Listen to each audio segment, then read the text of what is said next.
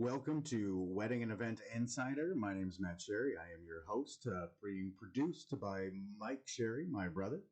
Welcome to the Sherry Brothers Studios, powered by Complete Wedding and Events. We are here to talk with Antoine Hunter of Bread Catering. Hello, Antoine. How you doing? Thanks so much for being here today, man. Glad to be here. Thanks for having me. Yeah. So Breaking Bread is a fantastic catering group that is based in the Twin Cities, based in Northeast Minneapolis. North Minneapolis. North Minneapolis, yes, North Minneapolis. And you do some really amazing stuff for the community and for social change, and really interesting kind of hearing your story. But how did you're now the general manager here at Breaking Bread. How did you end up getting involved with the association and just being a part of things? Yeah, about 2 years ago, I do some consulting on the side. I'm a former police officer, so I do some safety consulting, and was trying to start my own business and work for myself, and it just wasn't there. And I talked to a couple folks who were involved with Appetite for Change, which is the umbrella company that over Breaking Bread Catering, and was told that they had a adult opportunity program, which is essentially a culinary program. Giving opportunity to folks who couldn't find other opportunities, give them the opportunity to get some skills, learn some skills, and make a little money. And so I took advantage of it. And then after that, I ended up being asked to cook in the catering department, which was always one of the reasons that I took advantage of this is my dream is to become a chef once I retired. My great grandmother was a chef, and my sister was a chef. So I saw this as maybe a sign. So I ended up cooking in the a big career change, right, for sure. Right. Yeah. Total change. Ended up cooking for about 3 months, and then one of our bigwigs asked if I wanted to. His exact question was, "How hell bent are you on staying in the kitchen?" I was like, I don't know what that means. And then he told me about the opportunity. We ended up moving, and we were going through the process of moving into Union Depot. So he had told me about some of the positions that are available there, and essentially ended up taking over logistics for the catering department as we moved into that new chapter. You noticed you had some management ability and didn't want you in the kitchen anymore. Huh? Yeah, I guess. It's hard to find good people that can do that. Logistics is not easy. And then, so how long have you been in the general manager position? About 6-ish months, and towards the end of the year. So, yeah, about 6 months. Okay. We started transitioning probably right towards the end of once things started to open up a little bit more as far as our COVID restrictions. Gotcha. Excited for the season? I am. We're getting very busy. When we first moved into Union Depot last year, right before the world ended, we were just hitting our stride. Like we had a lot of events happening. We had a lot of potential partnerships, on the horizon, and then everything kind of shut down. So we had to take a step back and figure it out after that. I know the Union Depot was really excited about the partnership that you guys were putting together, and we had worked at the grand opening together, and Twin Cities Wedding Event Professionals meeting just before the pandemic hit. I think that was one of the very last events that we had done before that. So it was a pleasure meeting you then, and congratulations on the promotion. Breaking Bread has quite the social mission and vision. Can you kind of elaborate a little bit on that and kind of what that social vision is? Yeah. Our overall motto is, bringing health, wealth, and social change to the community. It's initially that was the North Side community, but now since then we moved into St. Paul with Union Depot, and then some of the programming that we've done since COVID hit is giving us the opportunity to move into Northeast Minneapolis, South Minneapolis. So our reach is pretty far now.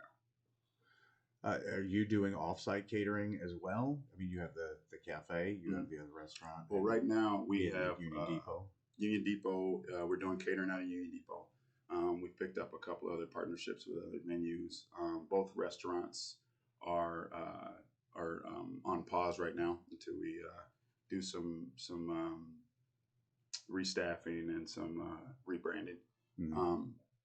But in the meantime, since COVID started, we kind of switched gears with all of our staff and came up with a new business model where we source food from Second Harvest Heartland. We produce it, package it, and then we have about 26 sites that we deliver food to in the community.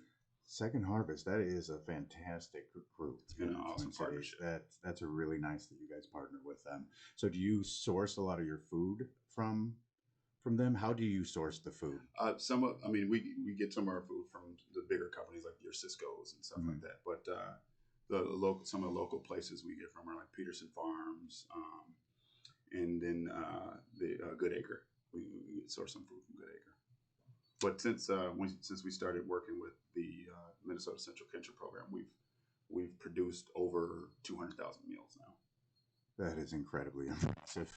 What considering we've talked about the pandemic a little bit, I mean, what are some trends that you've actually seen, or things that clients should anticipate that just basically they're not going anywhere, that the pandemic sort of helped to curate a little bit? I mean, are there things that have changed that you think are kind of going to be pretty steady from now on? Or yeah, I mean, from a breaking bread standpoint, one thing that folks should know that when you're at our events, we're the first thing we're looking at is safety of our staff. So I mean, you're going to see servers, bartenders in masks until the foreseeable future. A lot of our buffet service is hands off, so you'll have, instead of going and slapping your own plate full of food, you'll have one of our servers behind the buffet following you down the line. Now, but if you ask for seconds, is that available? Possibly. Like an extra scoop? Possibly. Because I've had your food and it's like home cooking greatness. It feels like grandmother made all of the food. So that's awesome. Actually talking about food, something that has been happening as a trend for a few years now is just, food allergies, people needing specific things, but there's sort of a difference. Like, do you have any advice for the audience on how, like, to promote guest sharing, their true allergies versus sort of soliciting their preferences based on, maybe allergy kind of, you know what I'm talking about? I think essentially what it comes down to is how much the client is, how much information they're getting out of their guests. Because, they'll send out the invites and try to get the food allergies, and folks a lot of times will tell them what they don't like instead of what they actually have some type of, which will cause health issues. Yeah. And we take food allergies pretty serious. We try to make sure that anything that is going to harm anybody isn't, they don't come into contact with it. So my advice would be to make sure that they're getting information out of their guests as far as what the actual allergies is, and not just stuff that they don't like. Do you see that a lot? That it's just the stuff that people don't like? I mean, a lot. Yeah, a lot. I know you told me earlier the story about the one guy that didn't want pepper on his steak, and how do you deal with things like that? I mean, do you make the exception for that, or do you kind of? I mean, if they can prove to us that it's an actual food allergy, yeah, we try to make the guest experience as pleasurable as possible. Who doesn't like pepper, Antoine? I don't know. My daughter. Your daughter? Yeah, hates it. If she can see it in her chicken, she's not eating it. Just not having it. No. To each his own. Yeah. Everyone's a little bit different, right? So, like, do you do group tastings or one-on-one tastings for your event clients? Your right now, wedding clients? Because of COVID, try to keep it to the wedding party. I think every now and then I'll let a mother or father join, but the groups don't get too big. It's usually enough for a couple people. When you're doing those tastings, I mean, a lot of these events, especially like weddings, people don't know how to prepare. They don't know what to ask. They don't know the questions that are important. Sometimes they're asking a lot of questions that aren't necessarily important and worried about those. Do you have any advice for them as to how they can be a little bit more, I'd say, prepared, or at least that they wish they knew the question so they were more prepared to make kind of the next steps in the stages in the planning? I mean, first and foremost, if you have any questions, you should ask whoever your salesperson is initially. our guys are pretty good about answering those questions for you already. Yeah. So they'll leave you wondering. But as far as the tastings go, I think just for folks to know that a tasting is just that. It's a tasting. And it's like you're getting small bites of maybe 3 or 4 items that you might choose for your wedding package. It does not mean that you get to come in and taste the entire menu. You're getting medallions. You're not getting the whole 16 ounces exactly. of steak. and that's probably our biggest problem as far as tastings. People think they can just come in and have. So they're expecting like a big and I don't think they realize it on our end. It gets pretty expensive. It does get expensive. It gets labor intensive as well. To make small portions. Yeah. What is a trend? This is pretty. What is a trend that you're seeing in catering now? Maybe it's been around for a while, or you're seeing it now, and you just really wish it would go away, but it hasn't yet. It's not going to be a popular answer, but plated service, plated meals. Everybody likes to have a server come up to them and serve them individually, but it's just logistically it's a nightmare. Trying to make sure especially when it comes to food allergies and people's dietary needs, there can be a lot of confusion with the communication between the kitchen, our sales folks, and the client. Another good option is family style. It's more, and it kind of flows with what we do, breaking bread, right?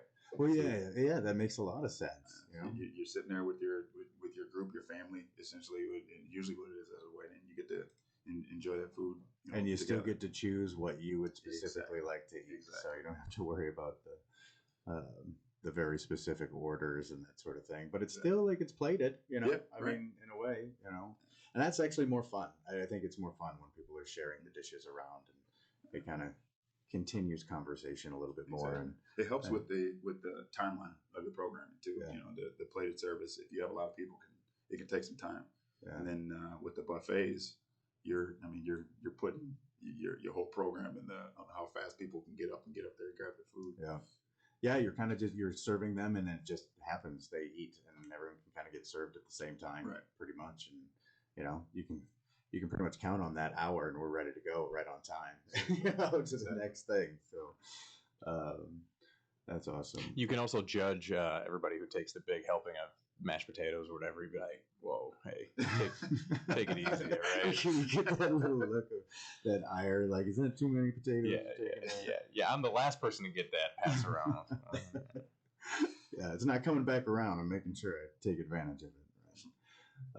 Well, cool. Antoine, is there anything that you'd like to tell the audience, potential clients out there, stuff that you think would be really interesting or, exciting for them to be a part of and have you be a part of their events? Yeah. I mean, if you want to put your money towards an organization that's putting it back into the community, giving folks the opportunity to get jobs that they normally wouldn't get, and you want to get some good food, come see us. Right now we're at Union Depot. We have a couple of partnerships with a couple other venues, St. Paul Event Center. Pretty soon we're sliding into the new Hennepin. Used to be the Solera in downtown. Hennepin Theater Trust? Yep. Well, we're within the next couple of months we plan on operating out there as well. That's awesome. And I love how you're actually dropping a lot of places that are a part of Twin Cities Wedding and Event Professionals. So it's a fantastic little community of great vendors, venues, people in the event industry, and we're proud to have you be a part of it. Thank you for being here, Antoine. This is Breaking Bread Catering. It's an amazing institution in the Twin Cities here, and we're happy to have you on the podcast, and we want other people to reach out to you guys. So thanks again, man. Really appreciate it.